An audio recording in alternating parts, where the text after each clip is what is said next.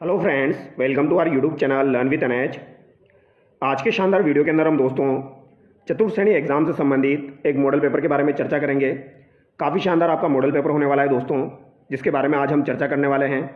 तो जो भी विद्यार्थी चतुर्थ श्रेणी एग्ज़ाम यानी कि 4th ग्रेड एग्ज़ाम की तैयारी कर रहे हैं वो इस वीडियो को ज़रूर देखिए। यहाँ से आपको काफ़ी ज़्यादा फ़ायदा मिलेगा और इसी प्रकार के सवाल आपके एग्ज़ाम में पूछे जाएंगे।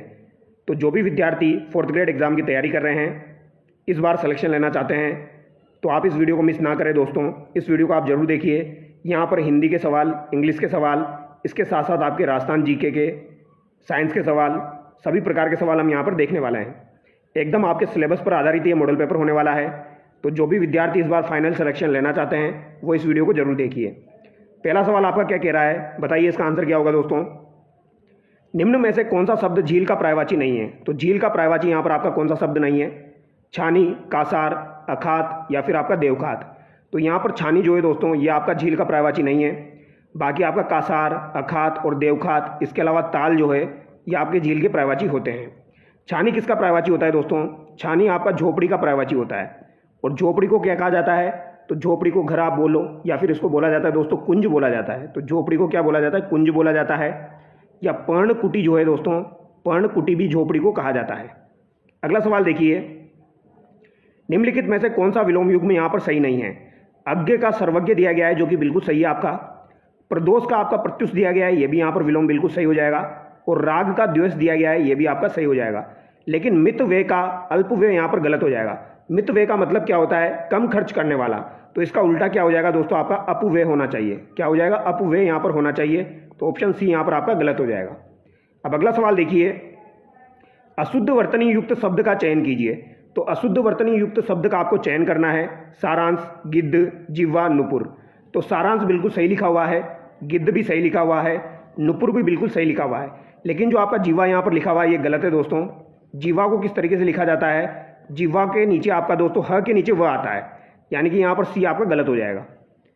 अगला सवाल देखिए, आप तो चले गए पर तुम्हारे कागज यहाँ रह गए, वाक्य में किस प्रकार की अशुद्धि है? तो आप तो चले गए पर तुम्हारे कागज यहाँ पर रह गए, इसमें किस प्रकार की आपकी अशुद्धि हो जाएगी? तो यहाँ पर आपकी जगह क्या होना चाहिए? तुम होना चाहिए। आपकी जगह क्या आएगा? यहाँ पर तुम आएगा। तो तुम तो चले गए पर तुम्हारे कागज यहाँ पर रह गए, यानी कि इसमें किस प्रकार की अशुद्धि है? सर्वनाम संबंधी आपकी अशुद्धि है। जिसके बराबरी का कोई ना हो, वाक्यांश के लिए एक सार्थक शब्द होगा। तो जिसके बराबरी का कोई ना हो उसके लिए एक शब्द आपका कौन सा हो जाएगा? देखो इस सवाल को आप ऑप्शन से कर सकते हो। कैसे? जैसे बहुमत का मतलब क्या होता है दोस्तों? बहुमत का मतलब होता है सभा में आधे से अधिक लोगों का जो मत होता है उसे बहुमत कहा जाता है। भौगोलिक का मतलब क्या होता है? भौगोलिक का मतलब होता है दोस्तों भूगोल से संबंधित अगर कोई चीज़ है तो उसे भौगोलिक कहा जाता है। बेमिसाल का मतलब होता है जिसकी कोई मिसाल ना हो। तो एक ही ऑप्शन यहाँ पर आपका बचता है बेजोड़। बेजोड़ का मतलब हो जाएगा जिसके बराबरी का कोई ना हो। ठीक है, अगला सवाल देखिए, निम्नलिखित में से कंटीजेंसी शब्द के लिए सही हिंदी पारिभाषिक शब्द है। तो कंटीजेंसी जो दिया गया है इसके लिए हिंदी पारिभाषिक शब्द आपका क्या हो जाएगा? तो ये आकस्मिकता हो जाएगा। और ये सवाल काफ़ी बार एग्जाम में आता रहता है, तो आप इसे याद रखेंगे। अगर आपसे पूछा जाए जो माफ़ करना यहाँ पर लिखा गया है दोस्तों, इसका अगर इंग्लिश में अगर एक वर्ड आपसे पूछा जाए तो क्या हो जाएगा दोस्तों? तो इसको याद रखना आप दोस्तों, इसका हो जाएगा कंडन। ठीक है, कंडन जो है इसको कहा जाता है आपका माफ़ करने को। इसके अलावा निषिद्ध की बात की जाए तो निषिद्ध को कहा जाता है दोस्तों कॉन्ट्राबैंड कहा जाता है। तो ये भी आप याद रखिए, कॉन्ट्राबैंड जो है ये किसे कहा जाता है दोस्तों? ये आपके निषिद्ध को कहा जाता है। अगला सवाल देखिए, लगातार काम में जुटे रहना भावार्थ को प्रकट करने वाला मुहावरा है। तो लगातार काम में जुटे रहने का मतलब हो जाएगा कोल्हू का बेल होना। ऑप्शन बी यहाँ पर आपका सही हो जाएगा। काट का उल्लू का मतलब क्या हो जाएगा दोस्तों? निपट मूर्ख, यानी कि जो मूर्ख होता है उसको कहा जाता है काट का उल्लू। कमर कसने का मतलब होता है तैयार होना। और कान लगाने का मतलब होता है दोस्तों ध्यानपूर्वक सुनना। ठीक है, तो यहाँ पर भी आपका सही हो जाएगा। निरीक्षक शब्द में कौन सा उपसर्ग है? तो निरीक्षक शब्द जो यहाँ पर आपका दिया गया है इसमें कौन सा आपका उपसर्ग हो जाएगा? तो यहाँ पर आपका उपसर्ग हो जाएगा दोस्तों निर प्लस इक्सक। क्या हो जाएगा? निर प्लस इक्सक आपका हो जाएगा, यानी कि ऑप्शन डी यहाँ पर आपका सही हो जाएगा। ठीक है, अगला सवाल देखिए, उसके प्राण पखेरु उड़ गए। इस वाक्य में पखेरु शब्द किसका पर्यायवाची है? तो पखेरु किसका पर्यायवाची हो जाएगा? ये पक्षी का पर्यायवाची आपका हो जाएगा पखेरु। ठीक है, और पक्षी के और भी पर्यायवाची एग्जाम में पूछे जाते हैं, तो आप याद रखिए। अगर आपसे पूछा जाए खग किसका पर्यायवाची है? तो ये पक्षी का पर्यायवाची है। विहग अगर आपसे पूछा जाए तो ये भी पक्षी का पर्यायवाची है। अगर आपको विहंग दिया जाए तो ये भी आपका पक्षी का पर्यायवाची होता है। इसके अलावा नभचर किसको कहा जाता है, तो ये भी पक्षी को कहा जाता है दोस्तों। द्विज भी आप याद रखिए, द्विज भी काफ़ी बार एग्जाम में पूछा जाता है। द्विज का मतलब ब्राह्मण भी होता है और यहाँ पर पक्षी भी होता है। ठीक है, अगला सवाल देखिए, बाल्टी में कुछ है वाक्य में कौन सा सर्वनाम है। तो बाल्टी में क्या है, तो बाल्टी में कुछ है यानी कि पता नहीं है क्या है, तो यहाँ पर कौन सा आपका सर्वनाम हो जाएगा दोस्तों, तो यहाँ पर अनिश्चयवाचक सर्वनाम आपका हो जाएगा। ऐसा लड़का तो देखा नहीं वाक्य में प्रयुक्त विशेषण में कौन सा रूप है, तो ऐसा लड़का तो देखा नहीं वाक्य में प्रयुक्त विशेषण का कौन सा रूप है, तो यहाँ पर आपका सार्वनामिक विशेषण हो जाएगा। कैसा विशेषण हो जाएगा, सार्वनामिक विशेषण। अगला सवाल देखिए, निम्नलिखित में से गलत संधि विच्छेद किस विकल्प में है। तो गलत संधि विच्छेद आपका किस विकल्प में यहाँ पर दिया गया है। जन प्लस अर्धन का मतलब हो जाएगा जनार्दन, बिल्कुल सही है। भय प्लस आकुल का मतलब भयाकुल, और भू प्लस उधरु का मतलब आपका हो जाएगा भूधरु, और सु प्लस अधीन यहाँ पर स्वाधीन दिया गया है, तो ये आपका गलत हो जाएगा। क्योंकि स्वाधीन को अगर आप तोड़ोगे दोस्तों तो इसमें दीर्घ संधि होती है। दीर्घ संधि का मतलब क्या होता है, यहाँ पर स्व प्लस अधीन होता है। क्या होता है दोस्तों, स्व प्लस अधीन होता है, तो इसे कहा जाता है स्वाधीन। इसमें आपकी कौन सी संधि होती है, तो इसमें आपकी दीर्घ संधि होती है, इसे आप याद रखिएगा। ठीक है, और सु प्लस आगत अगर आपको दिया जाए, सु प्लस आगत, तो सु प्लस आगत जो है इसमें आपकी दोस्तों गुण, इसमें आपकी कौन सी संधि हो जाएगी, स्वागत यहाँ पर हो जाएगा। इसमें आपकी यण संधि होती है, तो सु प्लस आगत में आपका स्वागत हो जाएगा। तो ये आपका अलग है और स्व प्लस आधीन आपका अलग है, इसमें दीर्घ संधि हो जाएगी। ठीक है, तो दोनों को आप याद रखिए, दोनों काफ़ी बार एग्जाम में पूछे जाते हैं। ठीक है, स्वागत वाला भी पूछा जाता है और स्वाधीन वाला भी आपका पूछा जाता है। अगला सवाल देखिए, निम्नलिखित में से असंगत विकल्प कौन सा है। तो असंगत विकल्प आपको बता देना है दोस्तों, कौन सा यहाँ पर आपका असंगत हो जाएगा। स्वातंत्र्य प्लस उत्तर स्वातंत्र्योत्तर, भानु प्लस उदय भानुदय, चरम प्लस उत्कृष्ट चरमोत्कृष्ट। तो यहाँ पर दोस्तों आपके क की जो र की मात्रा थी वो हटा दी गई है यहाँ पर, तो यही आपका गलत हो जाएगा। ठीक है, क्योंकि यहाँ पर र की मात्रा नहीं हटनी चाहिए थी, तो ये हटा दी, तो ये गलत हो जाएगा। और नील प्लस उत्पल आपका नीलोत्पल, ये भी सही है। ठीक है, इन सब में आपकी कौन सी संधि है दोस्तों, इन सब में आपकी गुण संधि है, ये आप याद रखिएगा। अगला सवाल देखिए, दिवालिया शब्द में मूल शब्द एवं उपसर्ग कौन से प्रयुक्त हुए हैं। तो दिवालिया में आपका मूल शब्द बता देना है आपको और उपसर्ग बता देना है। तो दिवालिया में दिवाली प्लस ईया आपका हो जाएगा, तो यहाँ पर मूल शब्द दिवाली है और ईया आपका दोस्तों यहाँ पर प्रत्यय हो जाएगा, तो दिवाली प्लस ईया, ये आपको याद रखना है। आ उपसर्ग का प्रयोग किस अर्थ में होता है। तो आ उपसर्ग का प्रयोग जो होता है दोस्तों, ये किसके लिए किया जाता है। तो आ उपसर्ग का प्रयोग जो होता है, जैसे आगमन आपका होता है, आपने सुना होगा आगमन, तो आगमन में आपका आ उपसर्ग है, आ प्लस गमन, तो इसमें आपका आ उपसर्ग है। तो आ उपसर्ग का प्रयोग आपका किस अर्थ में होता है, तो तक, इधर, से के अर्थ में आपका आ उपसर्ग का प्रयोग होता है। ऑप्शन बी यहाँ पर आपका सही हो जाएगा। अगला सवाल देखिए, निम्नलिखित में से कलिका का पर्यायवाची किस विकल्प में नहीं है। तो कलिका जो है इसका पर्यायवाची आपका किस विकल्प में नहीं है। अंकुर, अखुआ, कोपल, पराग। तो पराग जो है दोस्तों ये कलिका का पर्यायवाची नहीं है। पराग किसका पर्यायवाची होता है दोस्तों, तो पराग तो आपका पुष्पराज का पर्यायवाची होता है। पुष्पराज या पुष्पधुली या कुसुम राज का पर्यायवाची आपका पराग होता है। तो यहाँ पर अंकुर, अखुआ, कोपल जो है ये कलिका का पर्यायवाची आपका हो जाएगा। अगला सवाल देखिए, एकाग्र शब्द का निम्नलिखित में से कौन सा शब्द विलोम होगा। तो एकाग्र का विलोम कौन सा हो जाएगा, चंचल हो जाएगा। ठीक है, एकाग्र का विलोम चंचल आपका हो जाएगा। और अगर आपसे पूछा जाए अध का विलोम क्या होगा दोस्तों, तो अध का विलोम भी काफ़ी बार एग्जाम में आता रहता है, तो बता देता हूँ मैं आपको। अध का विलोम जो है वो उधरु होता है दोस्तों। ठीक है, चंचल का आपका एकाग्र हो गया। अगर कर्ता का पूछा जाए तो कर्ता के आगे आपको अ लगा देना है, तो अकर्ता जो है कर्ता का विलोम हो जाएगा। और विग्रह का विलोम जो है दोस्तों वो तो आपका समास हो जाएगा। ठीक है, समास का विलोम विग्रह हो जाएगा। और गौरव का अगर आपसे पूछा जाए गौरव का विलोम क्या होता है दोस्तों, तो गौरव का विलोम क्या हो जाएगा आपका लाघव हो जाएगा। ये भी आप याद रखना।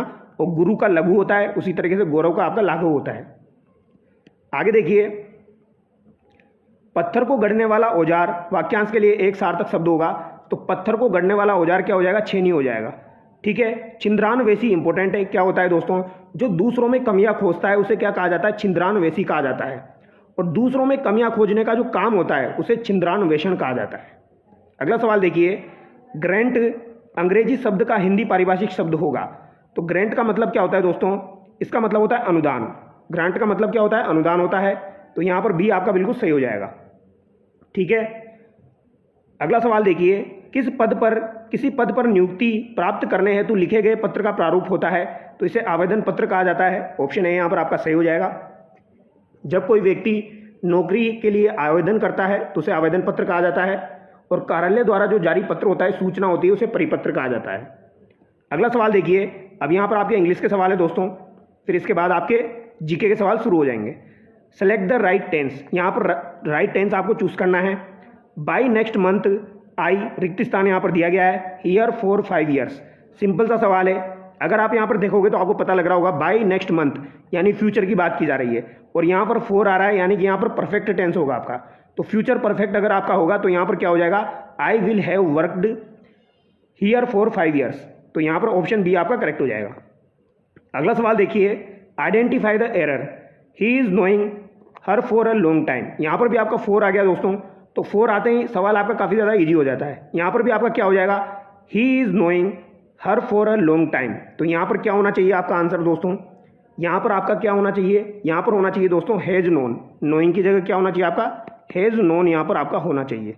ठीक है, तो हैज़ नोन यहाँ पर आएगा नोइंग की जगह, तो ऑप्शन बी यहाँ पर आपका गलत हो जाएगा। ठीक है, क्योंकि ये भी आपका परफेक्ट में चला गया।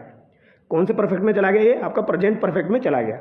ठीक है, अगला सवाल देखिए, select the correct passive voice. Passive voice में क्या होता है दोस्तों, आपका सेंस और टेंस नहीं बदलता है, जो आपका टेंस इसमें दिया गया है वही रहेगा। तो देखिए, they have invited us to the party, केवल यहाँ पर BT3 आपका लग जाता है। ठीक है, बी की फॉर्म होती है और उसके अलावा यहाँ पर वर्ब की थर्ड फॉर्म आपकी लग जाती है, तो BT3 यहाँ पर करना होता है आपको पैसिव वॉइस में। तो they have invited us to the party. अब यहाँ पर आप देखिए किसमें आपका टेंस नहीं बदल रहा है, तो यहाँ पर आपका टेंस बदल गया दोस्तों, यहाँ पर आपका टेंस बदल गया, यहाँ पर आपका टेंस बदल गया, यहाँ पर आपका टेंस नहीं बदल रहा है। We have been invited to the party by them, यहाँ पर ए आपका बिल्कुल करेक्ट हो जाएगा। ठीक है, ऑप्शन ए यहाँ पर आपका सही हो जाएगा। अगला सवाल देखिए, the homework done by the students yesterday. तो the homework done by the students yesterday, तो यहाँ पर किस में आपकी दोस्तों एरर है, डन में, बाय द स्टूडेंट में, नो वर्ब, यस्टरडे। तो दोस्तों यहाँ पर इन्होंने वर्ब लगाना भूल गए हैं, यहाँ पर आपकी वर्ब आनी चाहिए थी वॉज। द होमवर्क क्या आना चाहिए था दोस्तों, यहाँ पर आपका वॉज आना चाहिए था, यानी कि यहाँ पर आपका सही सेंटेंस की बात की जाए तो क्या हो जाएगा दोस्तों, तो the homework was done by the students yesterday. तो यहाँ पर वॉज आपका आना चाहिए था, जो कि नहीं लगाया इन्होंने, तो नो वर्ब यहाँ पर आपका हो जाएगा, ये आपकी मिस्टेक है। अगला सवाल देखिए, choose the direct speech, the teacher told the students that they should study hard. तो यहाँ पर आपको दिया गया है दोस्तों डायरेक्ट स्पीच में आपको बदलना है, यानी कि इनडायरेक्ट दिया गया है और डायरेक्ट स्पीच में आपको बदलना है। तो डायरेक्ट स्पीच में अगर आपको बदलना है दोस्तों, तो आप सबसे पहले देखिए यहाँ पर टोल्ड दिया गया है, यानी कि सेंटेंस में सेड टू आपका होना चाहिए, तो सेड टू यहाँ पर दिया गया है, सेड टू यहाँ पर दिया गया है। यहाँ पर आपका दे दिया गया है, यानी कि सेंटेंस में आपका यू होना चाहिए, तो यू आपका दे में बदल जाता है। तो यहाँ पर आपका यहाँ पर दिया गया है दोस्तों यू शुड स्टडी हार्ड, तो यही आपका सही हो जाएगा। तो the teacher said to the students you should study hard. अगला सवाल देखिए, identify the error, he said that I am busy. तो यहाँ पर एरर आपको ढूंढनी है दोस्तों, he said that I am busy, तो इसमें क्या एरर आपकी हो जाएगी, तो बताइए दोस्तों इसमें क्या एरर आपकी हो जाएगी। तो यहाँ पर आपका दोस्तों आना चाहिए ही सेड, यानी कि ये बात आपकी फास्ट की कर रहा है, तो पास्ट की अगर बात हो रही है तो ही said that I was busy, यहाँ पर वॉज होना चाहिए, यानी कि एम में आपकी मिस्टेक हो जाएगी, तो यहाँ पर सी आपका गलत हो जाएगा। ठीक है, अगला सवाल देखिए, transform to interrogative, you are happy, तो इसको आपको बदलना है इंट्रोगेटिव में, प्रश्नवाचक में आपको बदलना है। तो क्या आपका हो जाएगा दोस्तों, यहाँ पर आर यू हैप्पी, और यहाँ पर आपका क्वेश्चन मार्क लग जाएगा, ऑप्शन ए यहाँ पर आपका सही हो जाएगा।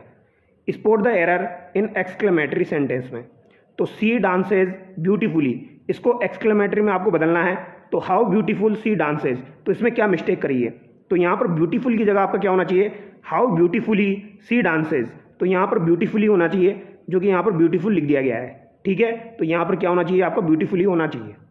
अगला सवाल देखिए, find the error, he is knowing her for a long time, तो ये सवाल तो अभी हम कर चुके हैं, यहाँ पर ही हैज़ नोन आना चाहिए, he is has known her for a long time, तो यहाँ पर आपका दोस्तों हैज़ आना चाहिए, हैज़ नोन आना चाहिए, तो यहाँ पर गड़बड़ किस में आपकी, नोइंग में गड़बड़ है, यानी कि ऑप्शन बी यहाँ पर आपका सही हो जाएगा। ठीक है, और ये आप याद रखेंगे, इंपॉर्टेंट सवाल है, ये बार बार पूछा जा रहा है। तो यहाँ पर क्या होना चाहिए दोस्तों आपका, he has known her for a long time, यानी इज भी नहीं आएगा यहाँ पर आएगा आपका ही हैज़ नोन, फिर आपका आ जाएगा her for a long time. अगला सवाल देखिए, चूज द करेक्ट डिटर्मिनर, तो करेक्ट डिटर्मिनर यहाँ पर आपको चूज करना है, I don't have money left तो I don't have any money left, देखो सम यहाँ पर आएगा नहीं, मैनी भी यहाँ पर नहीं आएगा, फ्यू भी यहाँ पर नहीं आएगा। एनी जो है ये नेगेटिव टेंस में आपका काम में लिया जाता है, तो नेगेटिव चीज़ों के लिए एनी को यूज़ में लिया जाता है। तो I don't have any money left. ठीक है, अगला सवाल देखिए, identify the error, he is a honest man. तो यहाँ पर होता है he is a honest man, तो यहाँ पर एच जो होता है ये आपका साइलेंट होता है दोस्तों। तो यहाँ पर जो शुरू होता है ये ऑनेस्ट से शुरू होता है, ओ से शुरू होता है, तो यहाँ पर ही इज़ एन आना चाहिए, यानी ए में मिस्टेक है, यहाँ पर क्या होना चाहिए, he is an honest man. ठीक है, अगला सवाल देखिए, choose the sentence with correct comma usage. तो यहाँ पर कौन सा सेंटेंस आपका बिल्कुल सही यूज में लिया गया है, तो although it was raining we went hiking. तो यहाँ पर ऑप्शन ए आपका सही हो जाएगा। अगला सवाल देखिए, choose the correct preposition for the blank, he divided the money, खाली स्थान यहाँ पर दिया गया है, हिज टू सन्स, तो बिटवीन यहाँ पर आपका करेक्ट हो जाएगा, तो he divided the money between his two sons. अगला सवाल देखिए, find the correct English translation, तुम कहाँ रहते हो, तो तुम कहाँ रहते हो को किस तरीके से हम ट्रांसलेट करेंगे दोस्तों, तो क्या राइट आंसर हो जाएगा, where do you live, option A यहाँ पर आपका सही हो जाएगा। Find the correct translation for संगणक, संगणक का इंग्लिश में क्या कहेंगे, तो कंप्यूटर जो होता है इसे हिंदी में संगणक कहा जाता है। अगला सवाल देखिए, अब यहाँ पर ये आपके राजस्थान जीके के सवाल शुरू हो रहे हैं दोस्तों, और काफ़ी इंपॉर्टेंट सवाल यहाँ पर दिए गए हैं, तो इनको हम देखते हैं। जवाई बांध में पानी की आवक बढ़ाने हेतु कौन सी परियोजना बनाई गई है, तो जवाई बांध में पानी की आवक को बढ़ाने के लिए कौन सी परियोजना आपकी बनाई गई है, सही परियोजना आपकी बनाई गई है, तो ऑप्शन बी यहाँ पर आपका बिल्कुल करेक्ट हो जाएगा। ठीक है, सही परियोजना जो है ये कहाँ पर बनाई जा रही है, तो ये उदयपुर की कोटड़ा तहसील में आपकी बनाई जा रही है। अगला सवाल देखिए, मानसून आने के बाद 2 से 3 सप्ताह तक वर्षा का नहीं होना क्या कहलाता है, तो मानसून जब आ जाता है तो उसके बाद 2 से 3 सप्ताह तक वर्षा नहीं होती है, तो वो आपका क्या कहलाता है दोस्तों, तो ये मानसून का प्रतिच्छेदन कहलाता है। ऑप्शन ए यहाँ पर आपका सही हो जाएगा। बालसमंद झील आपकी किस जिले में स्थित है, तो बालसमंद झील जो है दोस्तों ये आपकी जोधपुर में स्थित है। और कायलाना झील भी आपकी कहाँ पर हो जाएगी, कायलाना झील अगर आपसे पूछी जाए तो कायलाना झील भी आपकी कहाँ पर स्थित है दोस्तों, कायलाना झील जो है ये भी आपकी जोधपुर में स्थित है। अगला सवाल देखिए, राजस्थान के कुल क्षेत्रफल का पश्चिमी मरुस्थलीय क्षेत्र लगभग कितना परसेंटेज है, तो दोस्तों पश्चिमी मरुस्थलीय क्षेत्र कितना हो जाएगा आपका, तो ये आपका 61.11% हो जाएगा। निम्नलिखित में से किस झील में श्यामपुरा व भाट नामक 2 सिंचाई नहरें निकाली गई है, तो श्यामपुरा और भाट नहरें आपकी निकाली गई है जयसमंद झील से। और जयसमंद झील को दोस्तों डेबर झील के नाम से भी जाना जाता है, किसके नाम से जाना जाता है, डेबर झील के नाम से भी जाना जाता है। देखो जयसमंद झील जो है ये आपकी इंपॉर्टेंट है, इसके बारे में एक बात आपको ध्यान रखनी है, अगर आपसे पूछा जाए भारत की दूसरी सबसे बड़ी कृत्रिम झील कौन सी है, तो भारत की दूसरे नंबर की सबसे बड़ी कृत्रिम झील अगर आपसे पूछी जाए तो वो कौन सी हो जाएगी दोस्तों आपकी, ये आपकी जयसमंद झील हो जाएगी। अच्छा, पहली अगर आपसे सबसे पहली कृत्रिम झील पूछी जाए सबसे बड़ी, तो वो आपकी कौन सी है, वो गोविंद सागर झील है जो कि आपकी हिमाचल प्रदेश में स्थित है। तो गोविंद सागर झील हिमाचल प्रदेश वाली आपकी सबसे बड़ी कृत्रिम झील है भारत की, और दूसरे नंबर की कौन सी हो जाएगी, जयसमंद झील हो जाएगी। अगला सवाल देखिए, नाथरा की पाल खान किस खनिज के लिए प्रसिद्ध है दोस्तों, तो नाथरा की पाल खान किस जिले में स्थित है और किस खनिज के लिए प्रसिद्ध है ये भी आप बता दीजिए। तो नाथू की पाल जो है यानी नाथरा की पाल ये आपकी लो अयस्क के लिए प्रसिद्ध है और ये आपकी उदयपुर में स्थित है। राजस्थान में सर्वाधिक अनुसूचित जनजाति प्रतिशत वाले जिले कौन कौन से हैं, तो बांसवाड़ा डूंगरपुर जो है ये आपके सर्वाधिक अनुसूचित जनजाति प्रतिशत वाले जिले हो जाएंगे। अब यहाँ पर सवाल ध्यान से पढ़ना है, प्रतिशत पूछा गया है, ठीक है। अगर प्रतिशत यहाँ पर नहीं दिया जाता, संख्या के आधार पर पूछा जाता, तो सर्वाधिक जनजाति जो है वो आपकी कहाँ पर हो जाएगी, अनुसूचित जनजाति, फिर आपकी उदयपुर में हो जाएगी। अगला सवाल देखिए, काला हरिण किस अभ्यारण्य में पाया जाता है, तो काले हिरण आपके किस अभ्यारण्य में पाए जाते हैं, ताल छापर अभ्यारण्य चूरू में दोस्तों आपके जो है वो काले हिरण पाए जाते हैं। अगला सवाल देखिए, राजस्थान के संबंध में निम्नलिखित कथनों पर विचार कीजिए और सत्यकूट का चयन कीजिए। राजस्थान का क्षेत्रफल 3,42,329 वर्ग किलोमीटर है, तो क्या ये बात आपकी सही है, तो ये बात आपकी गलत हो जाएगी, क्योंकि राजस्थान का क्षेत्रफल जो है वो 3,42,239 वर्ग किलोमीटर है, ठीक है। तो यहाँ पर इसने 329 लिख दिया जो कि गलत हो गया। राजस्थान का क्षेत्रफल भारत के क्षेत्रफल का 11.81% है, तो ये भी आपका गलत हो जाएगा, क्योंकि ये कितना है 10.41% है, तो यहाँ पर दोनों कथन आपके गलत हो जाएंगे, तो कोई सा भी यहाँ पर सत्य आपका नहीं है। अगला सवाल देखिए, निम्नलिखित में से किस प्रकार की मिट्टी में जल धारण की क्षमता अधिक होती है, जिस कारण उसमें अधिक सिंचाई की आवश्यकता नहीं होती है। तो दोस्तों काली मिट्टी जो होती है इसकी जल धारण की क्षमता अधिक होती है। क्यों अधिक होती है, क्योंकि दोस्तों इसके जो कण होते हैं वो बहुत ही बारीक होते हैं, तो ये पानी को ऑब्जर्व काफ़ी ज़्यादा करती है। तो कण बारीक होने के कारण ये पानी को ऑब्जर्व करती है ज़्यादा, और काली मिट्टी में जल धारण की क्षमता अधिक हो जाती है और इसमें अधिक सिंचाई की आवश्यकता नहीं होती है। और ये आपके हाड़ौती के पठार में पाई जाती है। कहाँ पर पाई जाती है? हाड़ौती के पठार में पाई जाती है और एक कपास के लिए उपयुक्त है, ये भी आप याद रखेंगे। अगला सवाल देखिए, निम्नलिखित में से साबरमती की सहायक नदियाँ हैं, तो साबरमती की सहायक नदियाँ आपकी कौन कौन सी हो जाएगी, ये आपको बताना है। तो बताइए दोस्तों, इसका राइट आंसर क्या हो जाएगा? वाकल, वेत्रक, अनास, इरू। तो साबरमती की सहायक नदियाँ एक तो आपकी वाकल हो जाएगी और एक आपकी वेत्रक हो जाएगी। तो यहाँ पर ए और बी आपका बिल्कुल सही हो जाएगा। देखो, साबरमती की सहायक नदियों को हम कैसे याद रखते हैं? वैसे हमें मावा चाहिए, वैसे हमें क्या चाहिए? मावा चाहिए, इस तरीके से याद रखते हैं। इस ट्रिक को आप याद रखिए, इसमें आपकी सारी साबरमती की सहायक नदी आ जाएगी। वैसे क्या होता है? वेत्रक होता है। वैसे क्या हो जाएगा आपका? वेत्रक हो जाएगा। तो वेत्रक किसकी सहायक नदियाँ है? ये आपकी साबरमती की सहायक नदियाँ है। से आपका सही हो जाएगा, ह से आपका हतमती हो जाएगा, ठीक है। में से आपका क्या हो जाएगा? मेसवा हो जाएगा। में से आपका मेसवा जो है ये भी आपकी साबरमती की सहायक नदी है। इसके अलावा अगर आपसे बात की जाए दोस्तों, यहाँ पर माँ से क्या हो जाएगा? आपका मानसी हो जाएगा। तो मानसी जो है ये भी आपकी दोस्तों साबरमती की सहायक नदी है, ठीक है। और वहाँ से आपकी वाकल हो जाएगी। तो वाकल भी आपकी किसकी सहायक नदी है दोस्तों? तो ये भी आपकी दोस्तों साबरमती की सहायक नदी है। तो ये आप याद रखेंगे। अगला सवाल देखिए, मेजा बांध किस जिले में स्थित है? तो मेजा बांध आपका भीलवाड़ा जिले में स्थित है। तो यहाँ पर आपका राइट आंसर क्या हो जाएगा दोस्तों? ऑप्शन सी हो जाएगा। अगला सवाल देखिए, टिक्कोमेला एंडुलेटा निम्नलिखित में से किसका वैज्ञानिक नाम है? तो टिक्कोमेला एंडुलेटा जो है ये रोडा का वैज्ञानिक नाम हो जाएगा। और इसको दोस्तों राज्य पुष्प कब घोषित किया गया था? तो ये राजस्थान का राज्य पुष्प है। इसको 1983 में राज्य पुष्प घोषित किया गया था। अगला सवाल देखिए, राजस्थान का प्रथम प्राकृतिक गैस आधारित प्रोजेक्ट स्थित है। तो राजस्थान का प्रथम प्राकृतिक गैस आधारित प्रोजेक्ट कहाँ पर स्थित है दोस्तों? तो ये आपका जैसलमेर रामगढ़ में स्थित है। ऑप्शन बी यहाँ पर आपका सही हो जाएगा। अगला सवाल देखिए, राजस्थान में सूखा संभाव्य क्षेत्र कार्यक्रम किस वर्ष प्रारंभ हुआ?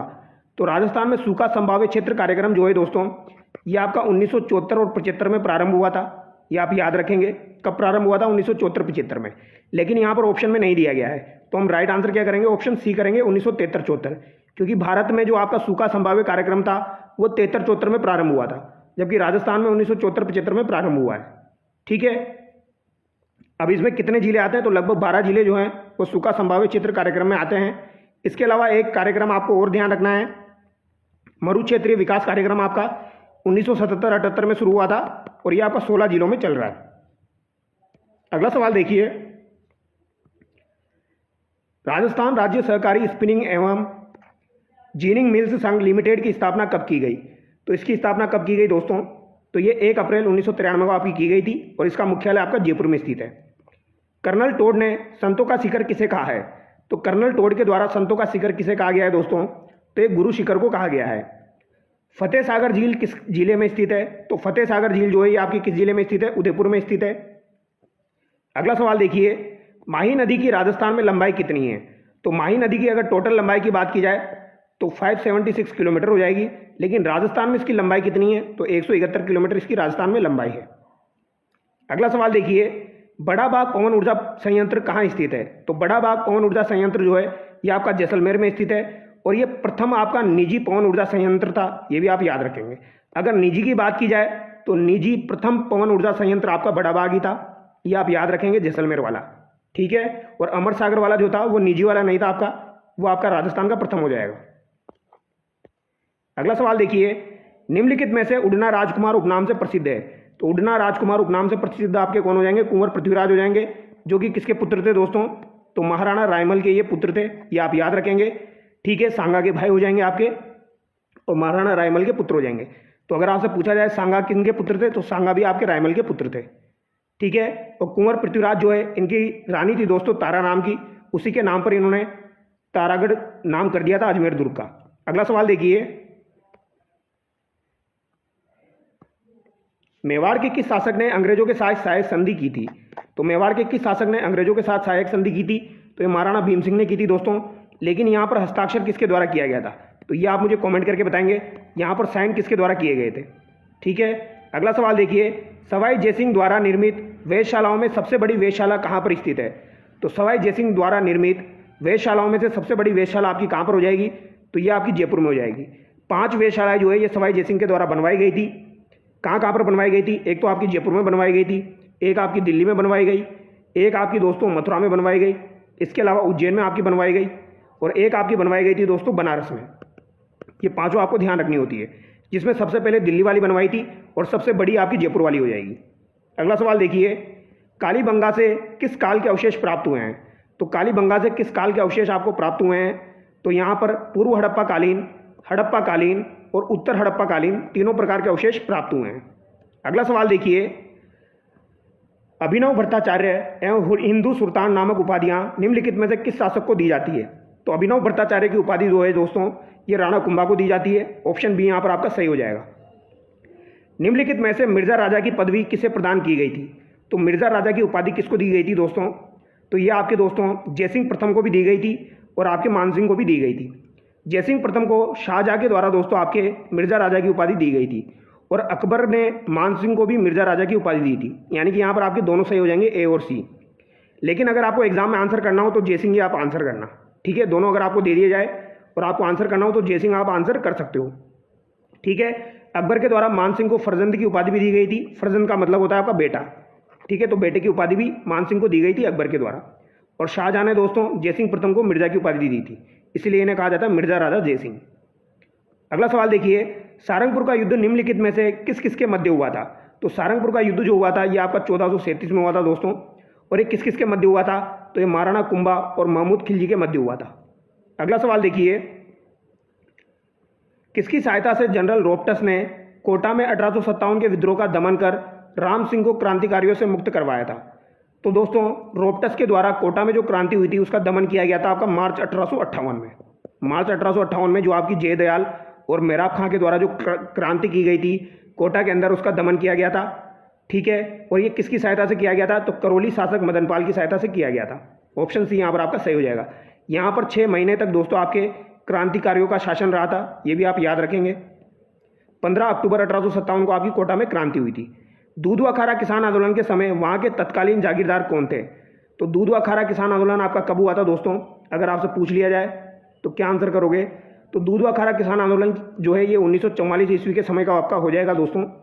और इस समय आपके वहाँ के तत्कालीन जागीरदार कौन थे? तो ठाकुर सूरजमल सिंह जो है यहाँ पर आपके तत्कालीन जागीरदार हो जाएंगे। और दूधवा खारा किसान आंदोलन का संबंध जो है वो हनुमान सिंह से हो जाएगा आपका, ठीक है। हनुमान ठाकुर से आपका संबंध हो जाएगा। राजस्थान सेवा संघ की स्थापना निम्नलिखित में से कहाँ पर की गई थी? तो राजस्थान सेवा संघ की स्थापना आपकी 1919 में वर्धा में की गई थी, महाराष्ट्र में, विजय सिंह पथिक के द्वारा। चांदी के गोले दागने के लिए प्रसिद्ध दुर्ग आपका कौन सा हो जाएगा? तो चांदी के गोले दागने के लिए प्रसिद्ध दुर्ग आपका कौन सा है? तो चूरू का किला हो जाएगा। चूरू का किला जो है दोस्तों ये आपके चांदी के गोले दागने के लिए प्रसिद्ध है। और यहाँ के शासक दोस्तों शिव सिंह के द्वारा ये चांदी के गोले दागे गए थे। किसके द्वारा दागे गए थे? यहाँ के शासक शिव सिंह के द्वारा दागे गए थे। चूरू के किले का निर्माण किसने करवाया था? तो 1739 ईस्वी में चूरू किले का निर्माण किसके द्वारा करवाया गया? तो ये सवाल भी आपका एग्जाम में पूछ लिया जाता है। तो कुशाल सिंह के द्वारा आपके चूरू के किले का निर्माण करवाया गया था। और शिव सिंह के द्वारा दोस्तों 1814 ईस्वी में ये चांदी के गोले दागे गए थे। किस मेले को सहरिया जनजाति का कुंभ कहा जाता है? तो सहरिया जनजाति का कुंभ किसे कहा जाता है दोस्तों? तो ये आपके सीताबाड़ी के मेले को कहा जाता है। और ये इंपॉर्टेंट सवाल है आपका, सीताबाड़ी का मेला। और ये आपका कहाँ पर लगता है दोस्तों? 12 में लगता है। और कब लगता है ये इंपॉर्टेंट है, कब लगता है? ये आपका ज्येष्ठ अमावस्या को लगता है। कब लगता है दोस्तों? ज्येष्ठ अमावस्या को आपका सीताबाड़ी का मेला लगता है। ये आप याद रखेंगे, ज्येष्ठ अमावस्या को आपका सीताबाड़ी का मेला लगता है। कपिल मुनि का मेला आपका कोलायत बीकानेर में लगता है। अगला सवाल देखिए, राजस्थान की वेशभूषा में निम्नलिखित में से कौन सी ओढ़नी विवाहित महिलाओं द्वारा नहीं ओढ़ी जाती है? तो विवाहित महिलाओं के द्वारा कौन सी ओढ़नी नहीं ओढ़ी जाती है? तारा भात की ओढ़नी, पाउली भात की ओढ़नी, केरी भात की ओढ़नी, या उपयुक्त में से कोई नहीं?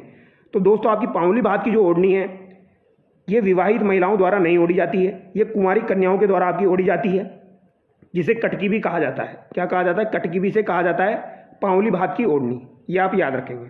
अगला सवाल देखिए, निम्नलिखित में से जैसलमेर जिले से संबंधित मेला नहीं है। तो जैसलमेर जिले से संबंधित मेला आपका कौन सा नहीं है? मरु महोत्सव जो है ये आपका जैसलमेर में होता है। चुंगी तीर्थ का मेला जो है ये भाद्रपद शुक्ल पक्ष की चतुर्थी को आपका जैसलमेर में लगता है। और रामदेवरा मेला भी आपका जैसलमेर में लगता है। लेकिन चन्ननी चेरी मेला जो है ये आपका कहाँ का प्रसिद्ध है दोस्तों? ये बीकानेर का प्रसिद्ध है। कहाँ का? देशनोक बीकानेर का ये आपका प्रसिद्ध है, चननी चेरी मेला। अगला सवाल देखिए, निम्नलिखित में से असत्य कथन है। तो यहाँ पर असत्य कथन आपका कौन सा हो जाएगा? गोगा जी को जहर पीर कहा जाता है, बिल्कुल सही बात है। सांचौर में गोगा जी का मंदिर है जिसे गोगा जी की ओलड़ी कहा जाता है, ये भी सही बात है।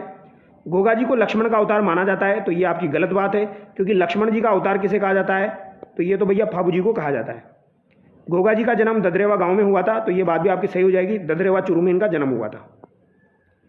दादू पंत के सत्संग स्थल कहलाते हैं। तो दादू पंत के जो सत्संग स्थल होते हैं उन्हें क्या कहा जाता है? अलग दरीबा कहा जाता है।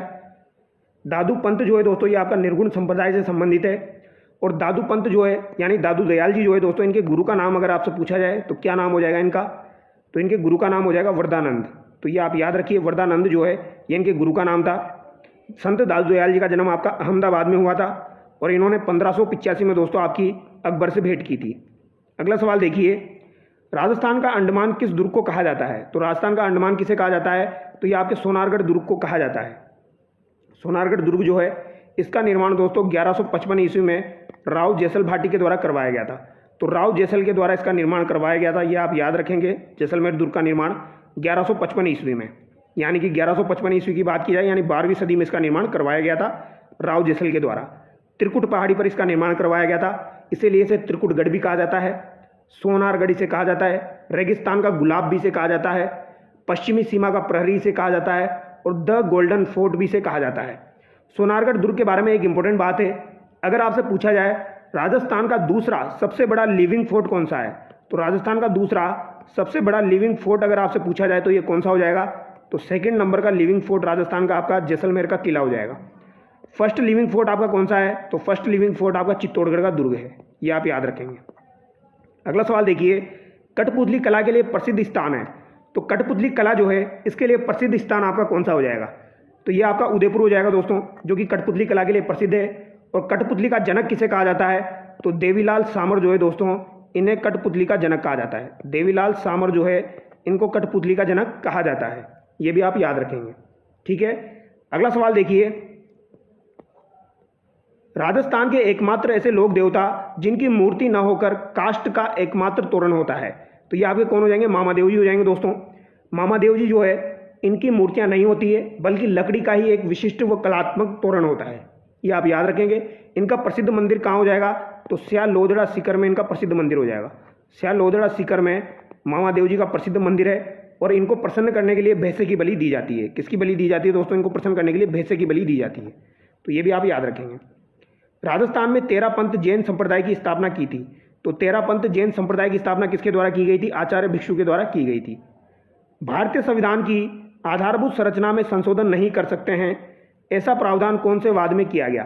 तो ऐसा प्रावधान जो है यह आपका 1973 में केशवानंद भारती बनाम केरल राज्य में किया गया था। ऑप्शन बी यहाँ पर आपका सही हो जाएगा।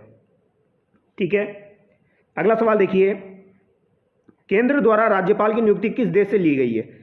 तो राज्यपाल की नियुक्ति जो है ये कनाडा से ली गई है। ऑप्शन बी यहाँ पर आपका सही हो जाएगा। 100वां संविधान संशोधन के द्वारा भारत के किन किन राज्यों की सीमा में परिवर्तन किया गया? तो आपका जो 100वां संविधान संशोधन हुआ था दोस्तों, तो भारत और बांग्लादेश के मध्य जो है वो ये आपके जो है जमीन का बंटवारा किया गया था। अब यहाँ पर दोस्तों पश्चिम बंगाल, त्रिपुरा, मेघालय और असम जो है इनकी सीमा में परिवर्तन किया गया था। ऑप्शन बी यहाँ पर आपका सही हो जाएगा। इंपॉर्टेंट सवाल है, याद रखना दोस्तों, पश्चिम बंगाल, त्रिपुरा, मेघालय और असम की सीमा में परिवर्तन किया गया था। राजस्थान के पंचम वित्त आयोग की अध्यक्ष कौन थी? तो पंचम वित्त आयोग की अध्यक्ष आपकी कौन हो जाएगी? अभी तो आपका दोस्तों पंचम नहीं चल रहा है, ये पुरानी बात की जा रही है। तो पंचम वित्त आयोग की अध्यक्ष आपकी कौन हो जाएगी? ज्योति किरण हो जाएगी। ठीक है, अगला सवाल देखिए, राजस्थान में चतुर्थ राष्ट्रपति शासन कब लागू हुआ? तो चौथा राष्ट्रपति शासन आपका कब लागू हुआ था? तो ये आपका दोस्तों 1992 में लागू हुआ था। और 1992 में भी कब लागू हुआ था दोस्तों? तो 15 दिसंबर 1992 को दोस्तों आपका चौथा राष्ट्रपति शासन लगा था भैरों सिंह शेखावत के समय। ठीक है, और ये 3 दिसंबर 1992 तक चला था। सबसे लंबा राष्ट्रपति शासन आपका यही हो जाएगा, चौथा वाला। और सबसे पहला आपका 1967 में लगा था अस्पष्ट बहुमत के कारण, जो कि आपके सबसे कम समय के लिए लगा था, यानी सबसे कम कार्यकाल वाला राष्ट्रपति शासन आपका इसी समय लगा था, मोहनलाल सुखाड़िया के समय। अगला सवाल देखिए, राजस्थान मंत्रिपरिषद में अधिकतम सदस्य संख्या कितनी हो सकती है? तो यह आपकी अधिकतम 30 हो सकती है दोस्तों, 29 + 1 होती है, ये आप याद रखेंगे। एक आपका यहाँ पर मुख्यमंत्री हो जाएगा। अगला सवाल देखिए, भारतीय संविधान के किस अनुच्छेद के तहत राज्यपाल किसी विधेयक को राष्ट्रपति हेतु सुरक्षित रख सकता है? तो राज्यपाल किसी विधेयक को राष्ट्रपति के लिए सुरक्षित रख सकता है अनुच्छेद 201 के तहत। ऑप्शन ए यहाँ पर आपका सही हो जाएगा। अगला सवाल देखिए, राज्य के मुख्य सूचना आयुक्त की पदावधि कितने वर्ष की होती है? तो मुख्य सूचना आयुक्त की पदावधि कितने वर्ष की होती है? सूचना का जो अधिकार अधिनियम है आपका 2005, उसकी धारा 15 के तहत आपके राज्य सूचना आयोग का गठन किया गया था। अध्याय 4 की धारा 15 के तहत आपके राज्य सूचना आयोग का गठन किया गया था। और यहाँ पर आयु कितनी हो जाएगी? 565 होती है दोस्तों। कितनी होती है? 565 होती है। तो यहाँ पर आपका राइट आंसर ऑप्शन बी हो जाएगा। उच्च न्यायालय के न्यायाधीश की नियुक्ति का प्रावधान है, तो उच्च न्यायालय की न्यायाधीश की नियुक्ति का प्रावधान अनुच्छेद 217 में आपका हो जाएगा। ठीक है, तो अनुच्छेद 217 में उच्च न्यायालय के न्यायाधीश की नियुक्ति का प्रावधान है। और उच्च न्यायालय के जो न्यायाधीश होते हैं उनकी नियुक्ति किसके द्वारा की जाती है? तो ये आपके राष्ट्रपति के द्वारा की जाती है। तो उच्च न्यायालय के जो न्यायाधीश होते हैं इनकी नियुक्ति राष्ट्रपति के द्वारा की जाती है। और मुख्य न्यायाधीश को शपथ संबंधित राज्य का राज्यपाल दिलवाता है। तो ये बात आप याद रखेंगे। अगला सवाल देखिए, राजस्थान के एकमात्र कार्यवाहक मुख्य सचिव थे। तो राजस्थान के एकमात्र कार्यवाहक मुख्य सचिव कौन हो जाएंगे? तो ये एस डी उज्ज्वल हो जाएंगे। कौन हो जाएंगे दोस्तों? एस डी उज्ज्वल हो जाएंगे। और इंपॉर्टेंट सवाल है। अगला सवाल देखिए, निम्नलिखित में से कौन सा कथन प्राणियों के स्तंभ कोशिकाओं के प्रत्यारोपण के संदर्भ में सही नहीं है? तो ये अंगों के क्षतिग्रस्त ऊतकों की मरम्मत करती है, इनके विभेदन होता रहता है जिससे विशेषीकृत प्रकार की कोशिकाओं का निर्माण होता है, ये प्राणी में जीवन भर स्वयं गुणन करती है, ये केवल वयस्कों में पाई जाती है। तो ये आपकी गलत हो जाएगी। ये केवल वयस्कों में पाई जाती है, ये बात आपकी गलत हो जाएगी। अगला सवाल देखिए, भारत में BS6 वाहनों की बिक्री का प्रावधान किस तिथि से लागू हुआ? तो ये आपका किस तिथि से लागू हुआ है दोस्तों? बताइए, इसका राइट आंसर क्या हो जाएगा? तो ये 1 अप्रैल 2018 से लागू हुआ है। ये आप याद रखेंगे। अगला सवाल देखिए, यहां पर दिया गया है कास्टिक सोडा, बेकिंग सोडा, धावन सोडा, नीला तोता। तो बताइए दोस्तों, इसका आंसर क्या हो जाएगा आपका? तो कास्टिक सोडा जो है ये तो आपका NaOH हो जाएगा, यानी ए में आपका 4 हो जाएगा। इसके अलावा बेकिंग सोडे की बात की जाए तो बेकिंग सोडा आपका NHCO3 हो जाएगा। धावन सोडे की बात की जाए तो Na2CO3.10H2 हो जाएगा।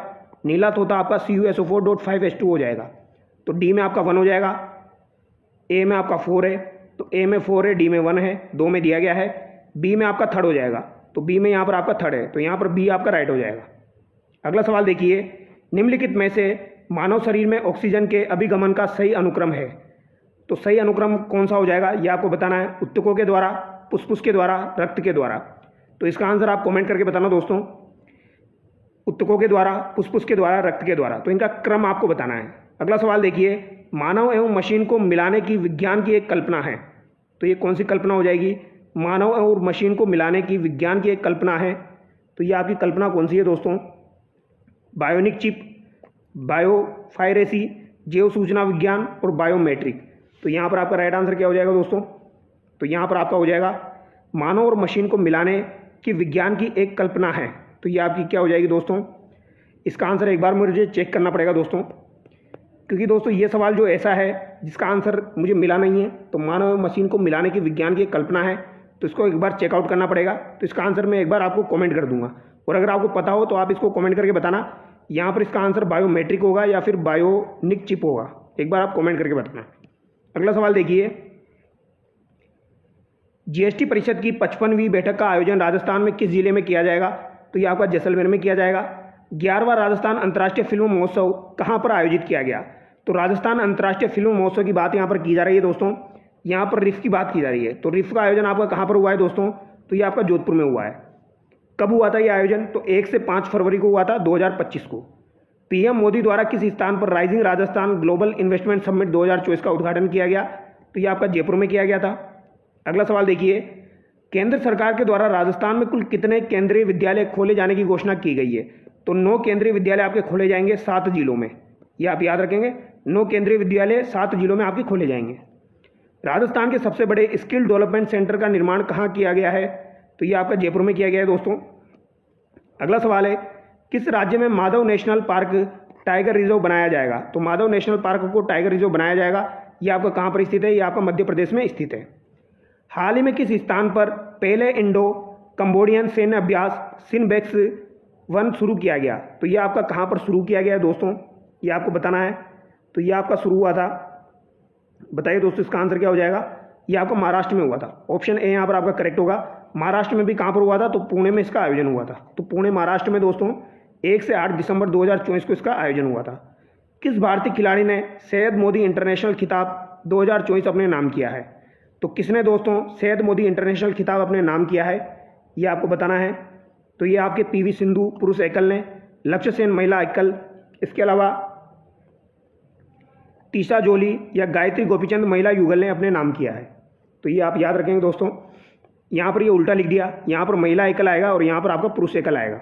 ठीक है, पुरुष एकल में लक्ष्य सेन, महिला एकल में पीवी सिंधु और त्रिशा जोली और गायत्री गोपीचंद महिला युगल में आ जाएंगे आपके। ऑप्शन डी यहाँ पर आपका सही हो जाएगा।